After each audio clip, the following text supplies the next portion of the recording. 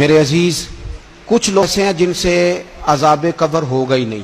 میرے رسول کریم صلی اللہ تعالی علیہ وسلم نے ارشاد فرمایا کہ جو اللہ کے رستے میں شہید ہو گیا، یہ سنن نسائی میں موجود ہے، اسے عذاب قبر نہیں ہوگا، بلکہ ایک حدیث میں تو فرمایا حساب کتاب ہی نہیں ہوگا، اللہ بغیر سوال جواب کے جنت عطا فرما دے۔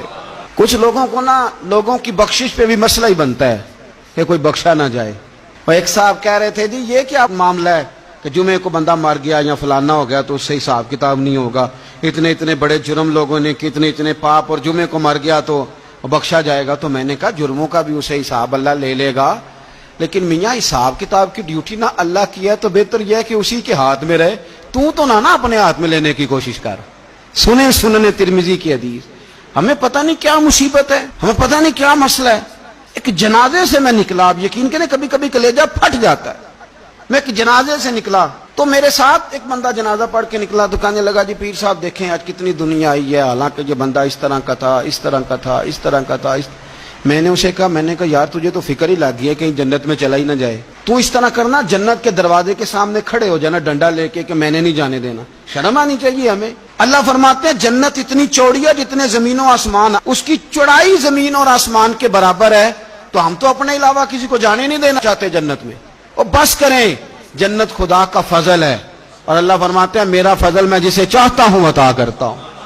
یہ سنن ترمذی کی حدیث، اور اس کے راوی حضرت عبداللہ ابن عمر رضی اللہ تعالیٰ عنہ، نبی پاک علیہ السلام نے فرمایا جو مسلمان جمعے کے دن یا جمعے کی رات کو فوت ہو اس کو اللہ تعالیٰ قبر کی آزمائش سے محفوظ رکھتا ہے۔ جو جمعے کی رات فوت ہو جائے یا جمعے والے، یعنی جمعے رات اور جمعے کی درمیانی رات چلا جائے یا جمعے والے، تو اللہ اسے عذاب قبر سے۔ تو میرے عزیز، جو بندہ شہید ہو اس سے عذاب قبر نہیں ہوتا، جو آدمی جمعے کے دن یا جمعے کی رات چلا جائے اسے بھی عذاب قبر نہیں ہوتا۔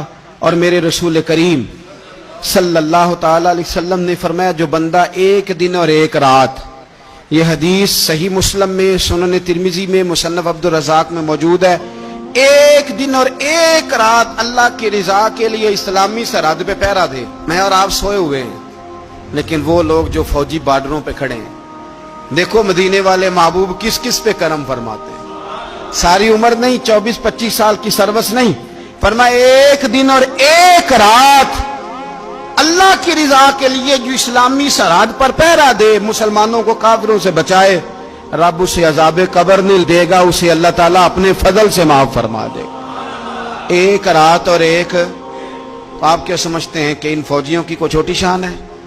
ان کا کوئی چھوٹا مرتبہ ہے؟ ایک دن اور ایک رات اگر یہ پہرا دیں تو اللہ انہیں اتنا انعام عطا کرتا ہے۔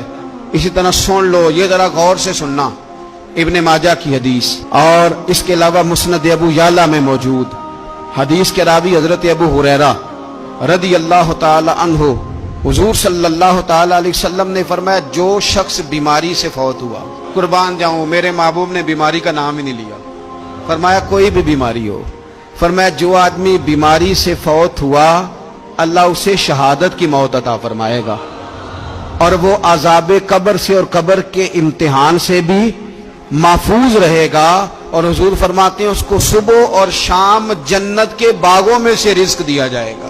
جو کسی بھی بیماری سے مرا، یہ لوگ بیماری سے مر رہے ہیں تو لوگوں نے اچھوت سمجھ رہے ہیں، اچھوت، یہ اچھوت نہیں ہے، اس لیے کہ لوارث نہیں، یہ خدا رسول کے ماننے والے ہیں۔